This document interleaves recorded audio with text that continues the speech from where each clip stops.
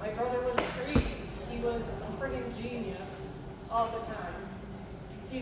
I found papers that he just was writing random stuff to help him in his career, and just a genius.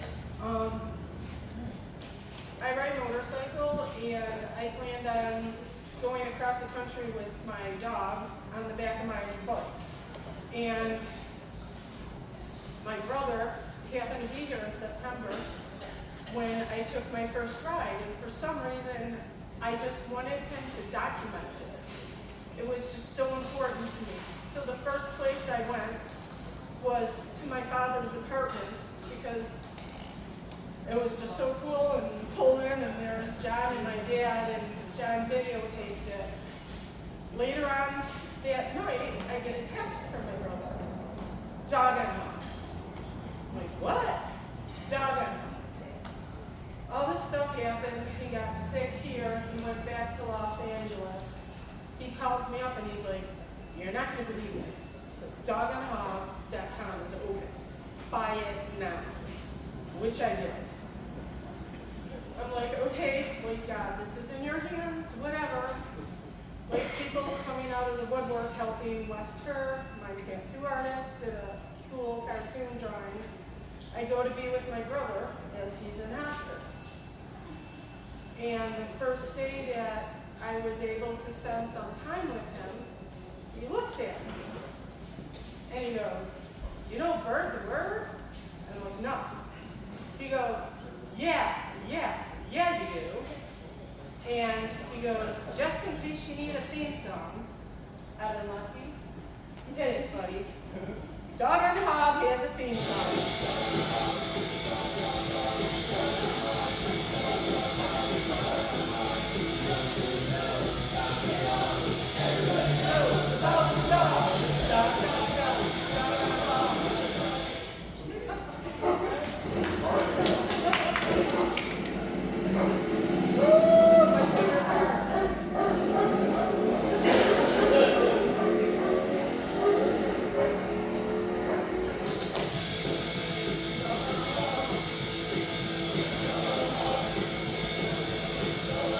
My brother, a genius to his last breaths.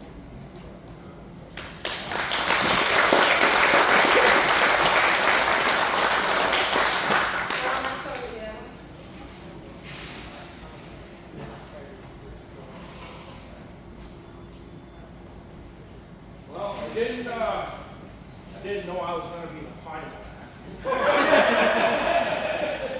But we just want to thank everybody for coming. He meant the absolute freaking world to us. From the people coming out from California to his friends and family here, the ones that couldn't be here. I know probably a lot of people wondered why we did it on a Monday. Well, today's actually his birthday. So we wanted to do something special to celebrate his birthday.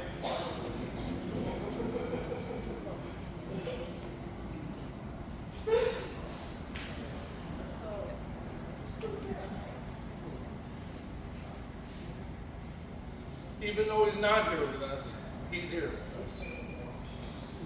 I mean, for the ones that can't be here, we're recording it live, or we're recording it, it'll be up on the thing, but a bunch of scammers tried to hack it, whatever. So we should sing Happy Birthday. yeah. Right? Nobody knew that John's middle name was Peter. Everybody thought it was God. He found out last night. I just put that on my security application. Check God. I'm not leaving it.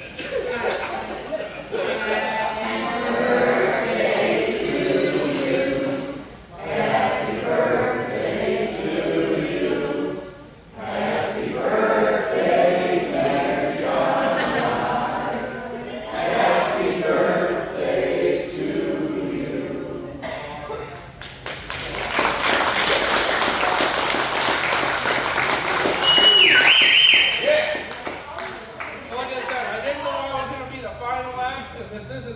act. This is the next act. Yeah.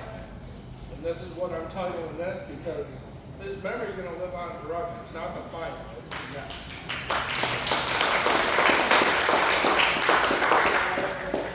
I mean, as many of you know, I mean, he was larger than life. He always made the best out of every situation right down to the last minute.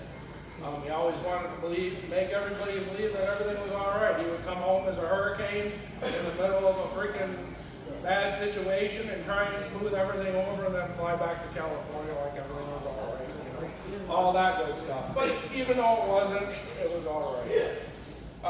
His gift of photography, I mean, not a lot of people know that. I mean, he would share a bunch of crazy crap on Facebook every damn day. There was something silly popping up and stuff like that. But then, like his final photo that he ever posted on Facebook was that. I mean, that's what he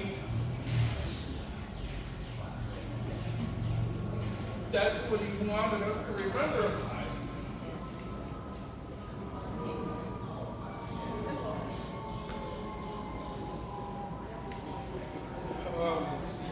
His ability to make you laugh. I mean, whether it was running up on stage at The Price is Right with a bunch of people that he didn't even know jumping in a car and waving, I mean, doing somersaults on stage in different game shows and all this crap. Dating games, I mean, a lot of people didn't know, I mean, he was on the Wheel of Fortune and he lost a lot of money because he called for a vowel and a Y and not an I.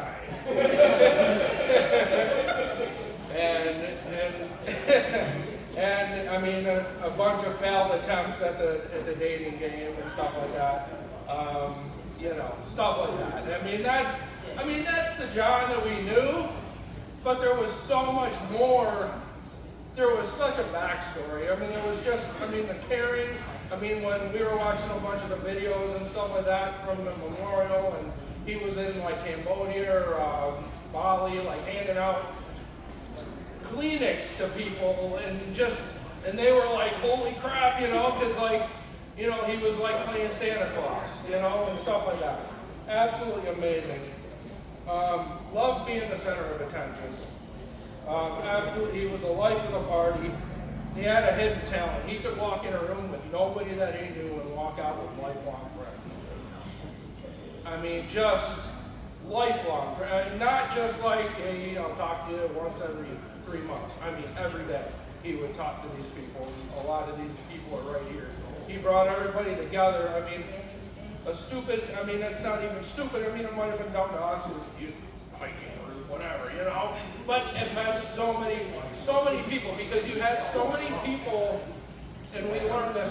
And I'm so glad that me and Dan got to go there and see the other side of things before everything went down, because we never knew that he was taken care of out there. We knew that he liked it. We knew that he loved it out there, but we never knew why. Bob got to experience it for the last month of his life. We got to experience it for the last week, and I'll tell you what, it put a lot of peace in me knowing that he was so well taken care of by all of his friends. I mean, even if there was a lot of back and forth and all that. We're not going into that, but you know what I mean. I mean, but he took a lot of broken people and brought them together and made them feel special. Just had that knack of doing it, you know what I mean? Yeah, he had a funny facade, but he was a very caring person, always thinking about others. And I mean, we always thought he put himself first, but that wasn't the case. He put everybody. I mean, even to those last breath, he wanted everybody to know that he was okay, and he wasn't. I mean, it was crazy. So, I mean, there was a lot of, I mean, just so many childhood memories. But I can remember just one. When we were younger, Uncle John would always come home, and it was no rules. I mean, it was balls to the wall. He would buy us stuff that my parents wouldn't buy us. I mean, squirt guns. I mean, he would, yeah. Yeah, I mean, just, yeah, all that stuff. So, like, when he came home, it was no rules. I mean, you're staying up till midnight and just having fun. And I can remember me and my brother being younger, and when he would leave, we would always be bawling our eyes out because we didn't know when we were going to see him. I mean, it was only 5 to 7 days, but you had all that time to make up for it and all that stuff. So, I can relate back to that. The last time we seen him on December 7th, when we were walking down this highway, or this little walkway back to the Uber car, there we were again, bawling our eyes out because we knew that we weren't going to see him again. So, here's what I think John would have wanted us to remember by. He has a Facebook page. There's tons and tons of memories on there. Funny stuff, serious stuff. You can always go back and look at stuff. There's stuff on YouTube. I know a bunch of the stuff kind of doing we're probably going to put on YouTube. And there's always going to be that remembrance to go by. Live your life. I mean, live your life because tomorrow is not guaranteed. We're all going through a bunch of crap.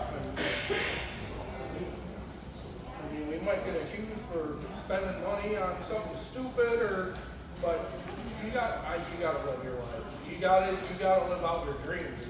If you don't, you might not ever get to do it.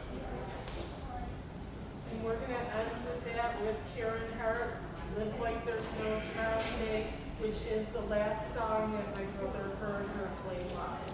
Yeah. And this is my brother, so please. I'm a therapist who is in therapy. And some people think that's strange. The thing is, though, therapists are human beings. Living like there's no tomorrow today. Living like there's nothing that stands in your way. When you walk, when you run through the dark, through the sun, through the gray. Living like there's no tomorrow today.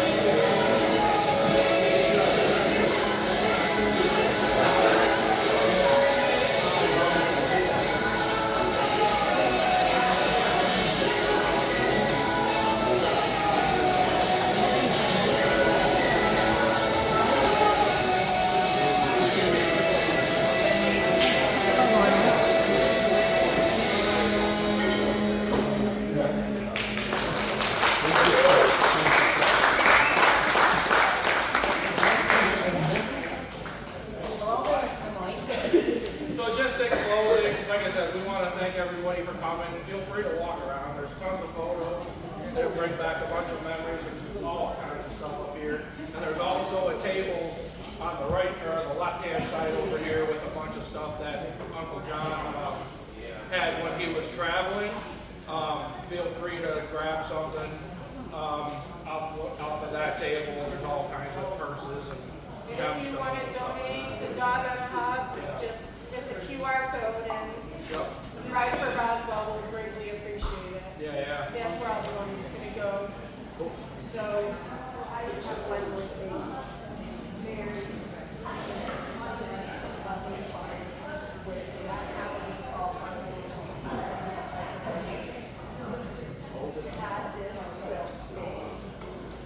it's all of his travel shirts, and I was going to bring it home and make it for myself, but I couldn't see it.